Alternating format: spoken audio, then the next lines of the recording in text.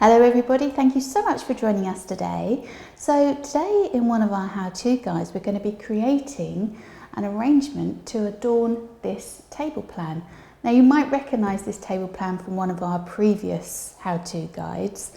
We've just adjusted the stationery, make it that little bit more autumnal because that's the theme we're going for today. Have that wonderful colour palette of autumn that really lends itself to these beautiful rusts and reds and golds and bronzes. Now it's often the smaller details that get overlooked, so adding an arrangement to the table plan can kind of bring the whole colour and the whole theme of the wedding all together.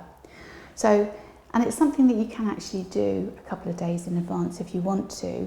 If you want to do something in fresh, then I'd recommend using one of these little Eucalyptus.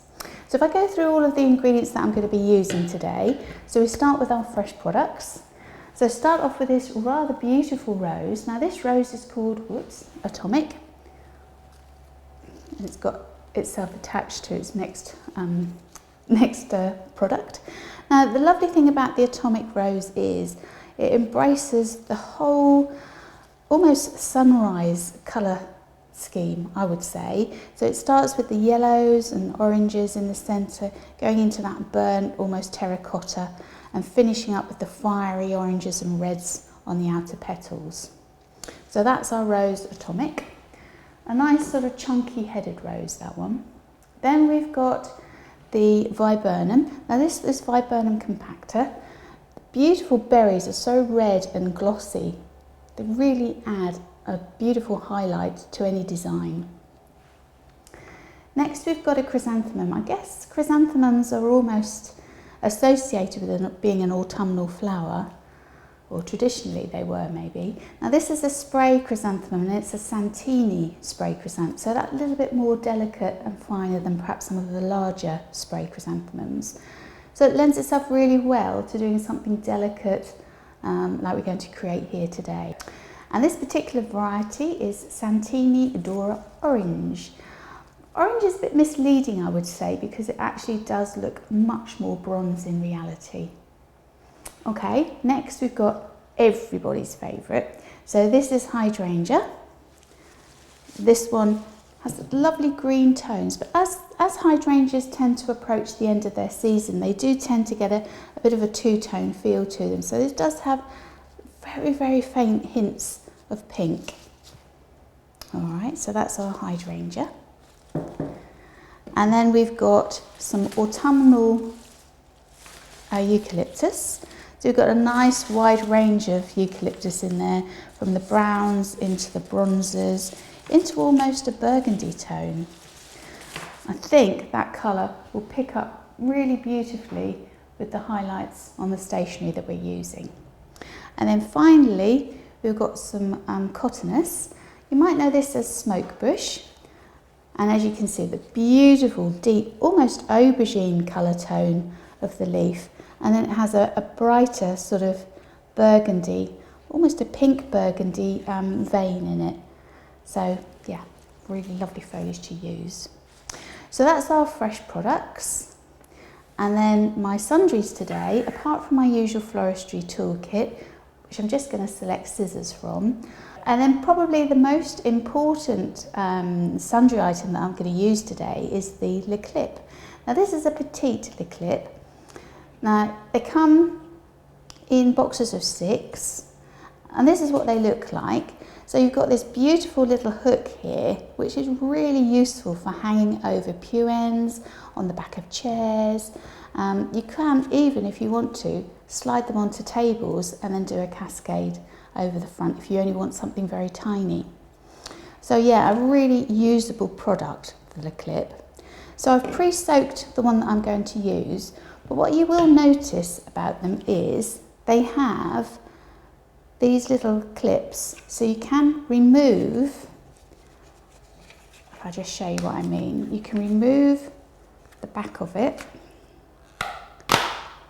into 2 pieces, and then you can adjust where you want to place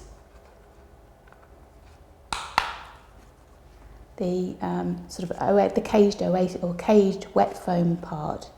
So you can elongate it, or as I've done here, make it that little bit shorter. So you can see how easy it is to adjust and how adaptable they are. Okay, so all I need to do is just clip this on to our